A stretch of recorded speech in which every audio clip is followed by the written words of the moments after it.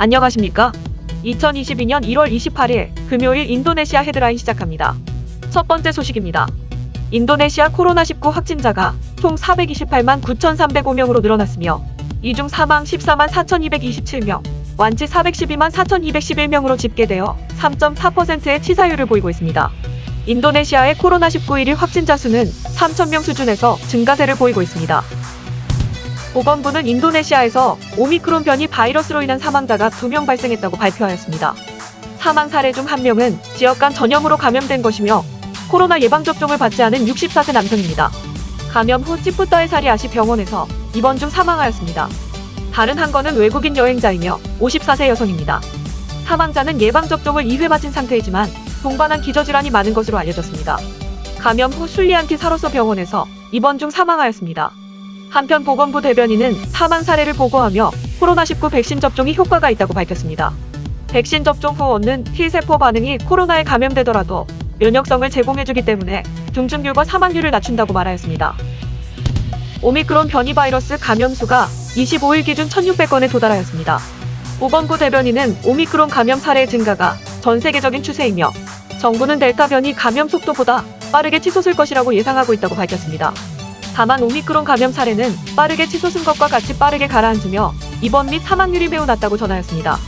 보건부 장관은 1,600명 중 중증으로 산소 치료가 필요한 인원은 20명뿐이었으며 이는 델타 감염 증상보다 현저히 낮은 치명률이라고 밝혔습니다. 전국적인 대면 수업을 재개한 이후 지금까지 39개의 학교가 코로나19 감염으로 인해 폐쇄되었습니다. 이에 그리피스 대학 감염병 교수는 3월 중순까지 모든 학교에 대면 수업을 일시 중단해야 한다고 주장하였습니다. 교수는 인도네시아가 현재 코로나 감염 증가 추세에 있으며 오미크론 역시 지역 간 감염이 많은 것으로 보인다며 최소한 3월 초나 중순까지는 대면 수업을 일시 중단해야 한다고 말하였습니다. 특히 오미크론은 기존의 코로나와 달리 저연령층에도 쉽게 전염이 되고 있으며 코로나19 예방접종을 받지 않은 어린이에게 코로나 감염은 매우 심각한 영향을 끼칠 수 있다고 하였습니다.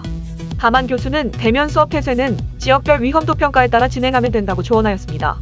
한편 일시 폐쇄되었던 39개 학교에서 학생 62명, 교사 2명, 교직원 3명 등 총 67건의 코로나 감염 사례가 발견되었으며 밀접 접촉자는 모두 PCR 검사를 수행했고 기타 다른 학생들에게는 무작위 PCR 검사를 수행하여 모두 음성이 나와 대면 수업은 다시 재개되었습니다.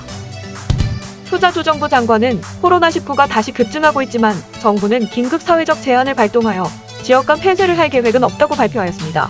다만 규정에 따라 각 지역의 사회적 제한 단계가 높아지거나 낮아질 수 있습니다. 이는 오미크론 감염을 가볍게 여기는 처사는 아니며 주정부, 지방정부의 각 부처 전문가들이 오미크론 상황 변화에 예의주시하며 협의한 결과 내려진 결정입니다.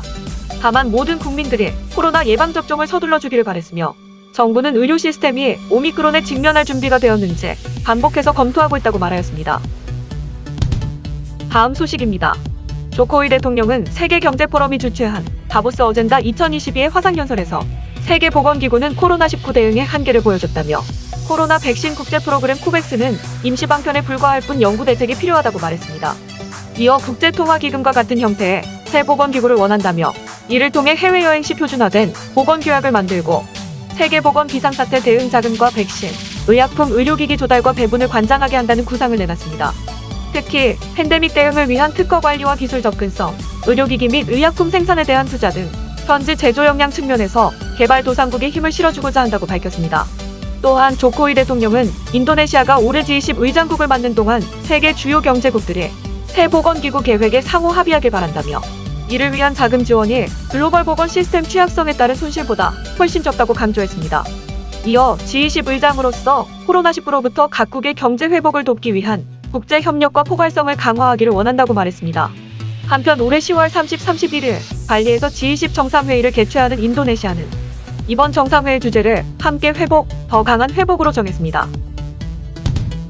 다음 소식입니다. 세계 주석 가격이 인도네시아의 수출 제한으로 폭등하였습니다. 작년 1월 24일 세계 주석 가격은 1톤당 22,450달러에 거래되었습니다. 그러나 올해 1월 24일 세계 주석 가격은 1톤당 43,950달러에 마감되며 2배 가까이 올랐습니다. 비금 속에 대한 수요는 높아지고 있지만 주석을 생산하는 국가들의 수출에 비상이 걸려 가격이 치솟는 것으로 보입니다. 현재 주석을 생산하는 주요국은 중국, 인도네시아, 미얀마입니다. 주석 생산량이 가장 많은 국가는 중국이며 인도네시아는 중국을 이어 세계 2위로 2019년 생산량은 35만 3,554톤입니다. 중국은 내수 수요가 높아졌으며 미얀마는 정치적으로 혼란을 겪고 있고 인도네시아는 주석 수출 허가를 재연장해주지 않고 있습니다. 인도네시아 광물 및 석탄 국장은 주석 수출 허가에 대한 재승인이 지연되는 이유는 불법적인 주석 수출을 방지하기 위한 검증 작업 때문이며 빠른 검증이 될 수 있도록 노력 중이라고 전했습니다. 하지만 인도네시아의 주석 수출 허가가 언제 재개될지에 대해서는 언급하지 않았습니다. 한편 인도네시아가 자국 석탄 재고량 고갈로 인해 수출을 20일간 보류한 결과 국제 석탄 가격이 상승하였습니다. 호주 석탄의 경우 작년 11월까지 톤당 153.1달러에 거래되었지만 지난주 1월 21일에는 평균 243.97달러로 급등하였으며 심지어 톤당 300달러에 거래된 기록도 있습니다. 또한 러시아 석탄의 경우 톤당 125.35달러에서 한 주 만에 162.58달러로 상승하였습니다. 다음 소식입니다. 인도네시아 정보통신부는 지상파 TV 방송을 현행 아날로그 방식에서 디지털 방식으로 전환하는 과정을 3단계로 나누어 실시하여 올해 11월까지 전국 112개 서비스 지역에 대해 전환을 완료한다는 계획입니다. 정보통신부 장관에 의하면 1단계는 4월 30일까지 56개 지역에서 2단계는 8월 25일까지 31개 지역에서 3단계는 11월 2일까지 25개 지역에서 각각 전환한다는 계획입니다. 자카르타, 버카시, 데폭, 보고르, 땅그랑은 2단계에 포함되어 있습니다. 한편 정보통신부는 디지털 방송망이 활성화될 수 있도록 11월 2일까지 전국의 모든 가정에 디지털 방송을 볼 수 있는 셋톱박스를 제공할 계획이었지만 공급이 지연되고 있습니다. 이로 인해 지상파의 디지털화 전환 이후 당분간 지상파 TV를 시청할 수 없는 가정이 속출할 것으로 우려된다고 밝혔습니다. 인도네시아 가전제조사 등으로 구성된 전기제품 제조사연합의 부회장에 의하면 세계적인 반도체 부족 사태가 셋톱박스 생산에도 영향을 미치고 있으며 4월 1단계 전환을 차질 없이 수행하기 위해서는 정부가 1월부터 셋톱박스 조달에 나서야 한다고 지적했습니다. 다음 소식입니다. 지난 18일 자카르타에 내린 강한 비로 인해 MRT 지하철 노선을 포함한 도심지 곳곳이 침수되어 경제 및 금융개발연구소 추산 10조 루피아의 손실이 발생하였습니다. 특히 43명이 사망하였고 18만 7천 명의 이재민이 발생하는 등 인명피해도 컸습니다. 가장 큰 피해를 입은 지역은 서부 자카르타로 지역에 따라 물이 최대 1.2m까지 차올랐습니다. 아니스 주지사는 자카르타가 처리할 수 있는 배수 용량을 극단적으로 초과한 비가 내렸다고 말하였습니다. 자카르타의 배수펌프 시설은 50에서 100mm의 강수량에 맞춰져 있습니다. 그러나 이번 집중호우의 강수량은 끄마요란 바루가 203mm, 뚫룩공은 193mm, 끌라빠가딩은 163mm 등 매우 많은 강수량을 보였습니다. 주지사는 집중호우에 대처하기 위해 100대 이상의 이동식 펌프를 설치하였고 가용한 모든 소방차들을 배치하였으며 480개의 고정식 펌프를 가동하여 대비하였지만 홍수를 막을 수 없었다고 전했습니다. 한편 주지사는 매년 되풀이되는 홍수를 막기 위해 무사히 DV라고 명명된 홍수방지 프로그램을 진행하고 있습니다. 해당 정책은 9개의 배수 펌프 수로 4개의 저수지 26,932개의 빗물 저장고를 건설하는 정책입니다. 2021년 6월 9개의 배수 펌프 수로를 모두 완공하였고 4개의 저수지 건설도 완료되었습니다. 그리고 이 정책의 핵심이며 자카르타 주지사가 자랑하였던 수직 빗물 저장고는 2021년 12월까지 19,042개가 설치되었으며 7,890개가 올해 설치될 예정입니다. 그러나 이번 홍수로 인해 수직 빗물 저장소는 예산 낭비가 아니냐는 의견이 많아지고 있습니다. 다음 소식입니다. 우리나라의 안새기술은 인도네시아 교통부의 요청으로 인도네시아의 비콘 등대 건설 프로젝트에 참여하게 되었습니다. 비콘 등대는 선박이 특정 지역에 들어오게 되면 미리 입력되어 있는 정보들을 선박에 전달하는 신호 전달 장치입니다.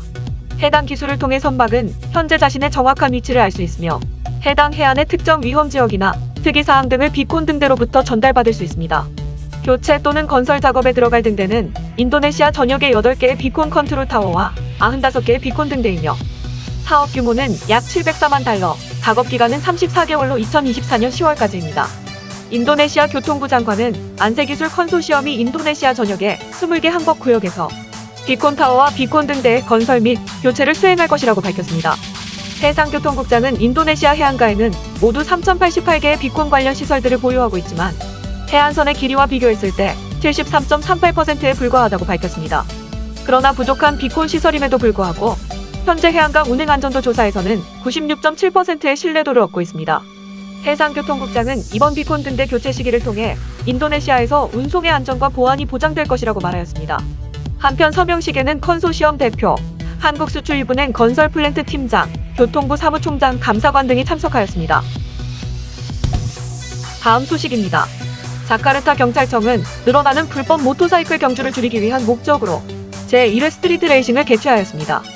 해당 경기 개최를 공지한 12월부터 불법 도로 경주는 눈에 띄게 줄어들었으며 해당 지역 민원 건수도 크게 줄어들었습니다. 또한 각종 오토바이 동호회들에게 큰 호응을 받았으며 많은 사람들의 이목을 끌었습니다. 이번 경주는 인도네시아 자동차협회에 지원을 받아 진행되었으며 자동차협회에서도 불법 경주자들을 적대시하기보다는 합법적인 테두리 안에서 양육하는 것이 낫다며 경찰청의 의견을 받아들였습니다. 자카르타 주정부의 승인을 받은 후 제1회 스트리트 레이싱은 안졸 유원지에서 열렸습니다. 안졸 유원지는 직선 코스를 나란히 출발하여 결승선에 먼저 도착하는 순서대로 순위를 매기는 드래그 레이스와 일정 코스를 순차적으로 통과하는 로드레이스 서킷을 위해 공간을 제공하였습니다. 특히 경찰청은 레이싱이 진행되는 동안 안전을 가장 염두하여 진행하였으며 안전을 위해 자동차협회는 운전자들에게 헬멧, 전신 의복, 그리고 방탄복까지 200벌을 준비하였습니다.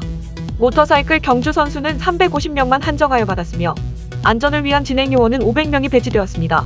입장을 위한 별도의 요금은 없었지만 안졸 입장권과 교통혼잡비를 지불해야 했습니다. 경기 시작 전에 폭우가 쏟아졌지만 대회는 예정대로 시작되었으며 경기에 참여하는 운전자들의 열정은 막지 못했습니다. 생각보다 큰 호응과 불법 레이싱 대회에 억제가 되는 것을 확인한 자카르타 경찰청은 두 번째 스트리트 레이싱을 개최한다고 밝혔으며 장소는 BSD, 버카시 대폭 등 여러 후보지에 대해 설문조사를 진행하고 있습니다. 시청해주셔서 감사합니다. 다음 시간에 뵙겠습니다.